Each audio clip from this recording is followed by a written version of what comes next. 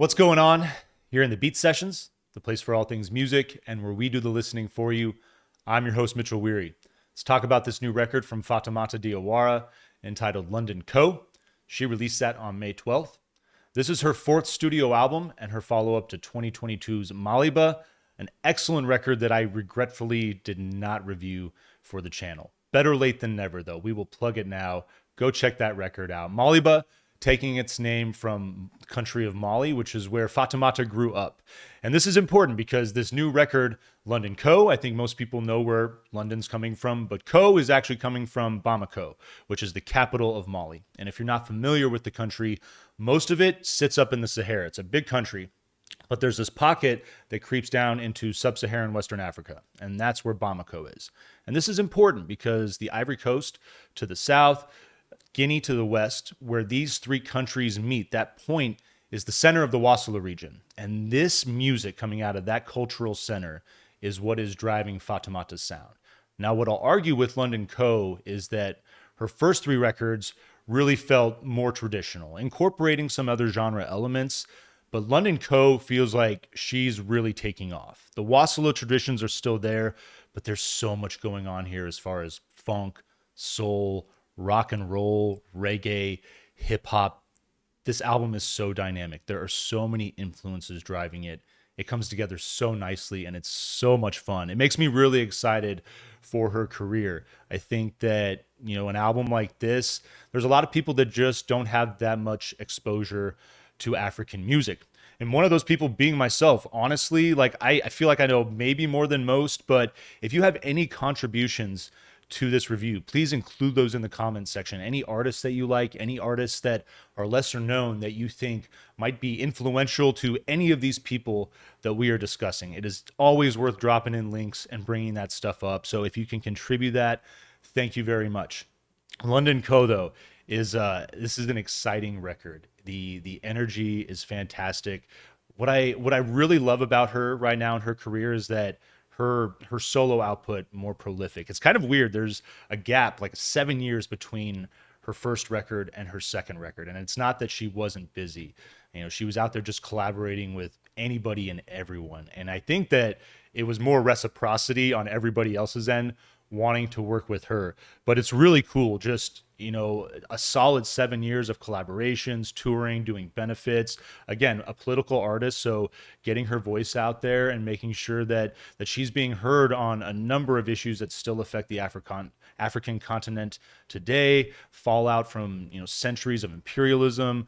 Sadly, female circumcision is still something that is going on there. There's a number of very serious issues that it's really cool to see Fatoumata stand up for those. But, towards the end of last decade, it feels like more of a focus on her solo career. So I like the output there.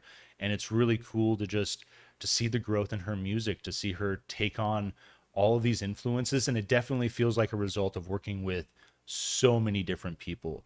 I really dug her collaboration with Damon Albarn, Gorilla's record on Song Machine. The song Des Soleil is phenomenal. If you haven't listened to that song, go check that out. But she, as far as her guitar playing ability and her strong voice, she reminds me of a combination of Sandra and then someone like Ali Farka Touré, who working with more of that Western blues influence in his music, especially collaborating with the likes of Ry Cooder, big influence with Robert Johnson on him there. He's amazing to listen to. His son Vieux Farka Touré is phenomenal as well. If you're not familiar with him, go check him out. But I cannot get enough of Fatoumata. And I think that aside from just being an incredible guitar player, she probably has one of the best singing voices out there. It's, singing in her native Bambara for the most part, but does speak in French a little bit. She'll sing in English a little bit, but she sounds amazing. Her voice is so strong, but it's also so sultry and so just the dynamic. It makes it so exceptional to listen to her sing no matter what she is doing. So check out this record. It's definitely going to be one of my favorites of the year so far. I'm loving everything that's going on. And if I mess up some of these pronunciations, do forgive me. Lots of cool guest appearances going on, talking about Gorillaz and teaming up with them a few years ago. This thing kicks off with Nasera. Your opening track is a collaboration with Damon Albarn. Really cool song, nice and breezy feel, thick pulsating synth that develops as this texture develops as the song progresses. I really like the percussion, just kind of like riding the rim of a drum. But it's a great album opener. I love that she's working with Damon, and I hope that that's a relationship that continues because I think that both of them together really make cool music. Moi is your second song, thick groovy bass riffs, soul, funk. This is a collaboration with Angie Stone. I love this song. It is so good. But you got this chill mid-tempo drive. Piano is solid throughout it. I really like that instrumentation. Driving chorus has this disco feel to it. Moi, excellent track. Sate is your third song. Minimal to open. Percussion is it's just like light finger snaps, light acoustic, and vocal harmonies. Pretty track. It's really nice coming off the energy of those first two songs, and the vocal textures on this track are excellent as well. Segun is your fourth song. Driving percussion and more funky bass. I like picking up the energy off of the third track. Has kind of this like 80s pop new wave flair to it. A very nice song there. Fifth track is Masaden featuring M, and this has got it's this gentle guitar builds on top of this light electric wash. I like the opening on the song. Big vocal that enters. It's quite stunning, and the rhythm that develops is exceptional as well. Chorus has more of these vocal harmonies.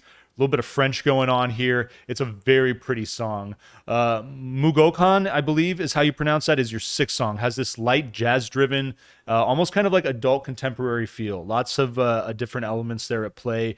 Great feel to the song, though. Just another sick bass lick driving that song. You guys know I'm a sucker for a good bass lick. Really thought that was a highlight of that track. Blues is your seventh song, teaming up with Roberto Fonseca, get that out there. But this is another great collaboration on this record. Beautiful jazz piano to open, complemented by this driving kind of like rollicking percussion. It's it's frenzied, and there are moments where this song and the band, it just feels like it's going to lose it, but it just never quite gets there. And I really like the way that the band dynamic, it feels like they almost are just letting it go, but they keep holding on to it. When you listen to the song, you'll get it. It's probably my favorite for that reason. I think it's so cool. Masaya, I believe is how you say that, is your eighth song. Gentle acoustic riff with big vocal harmonies. Her voice enters perfectly on this song. And the harmonies, they keep working. They're definitely the highlight of this particular track. Nitara is your ninth song. Bright vocals usher in this smooth jazz style track. Piano is stellar on this thing. It rides a gentle little groove. Guitar in the background is a really nice as far as the texture it provides. And that's one of the things that I'm talking about as far as her guitar playing. Not talking about just like going out there and ripping it up and shredding. I mean, she can do that. But, this song, just that guitar that's working there, production is nice on it, and it's just, I like that it's there to just complement. It's really nicely done. Yada is your 10th song. Driving bass groove establishes this big dance style track. Funk, disco, and soul, new wave. There's lots going on. Rock and guitar solo, speaking of, on this track. Talon featuring Yemi Alada is your 11th track. It's jazzy, kind of has that adult contemporary feel to it. Piano and guitar are playing off each other in the song very nicely. It's a great dynamic in that track. Your 12th song, Dambe, is got this thick electronic bass, simple reggae style guitar, electric percussion that builds in. Pretty chill track that's leading in your penultimate track, Dakan. Big vocal intro is going to usher in this bluesy classic rock track. Really digging the guitars on this thing. Finds a lighter, funky feel as it progresses. It's a great way to lead into your final track, your fourth song, Maya. Another beautiful vocal track. Stunning minimal piano on this thing. A little bit of an R&B feel that just allows Fatoumata's vocal. Again, that voice, it is so good. One of my favorite voices around the world. Any music, it doesn't matter what genre. She is incredible to listen to. She's going to wrap it up with that powerful track.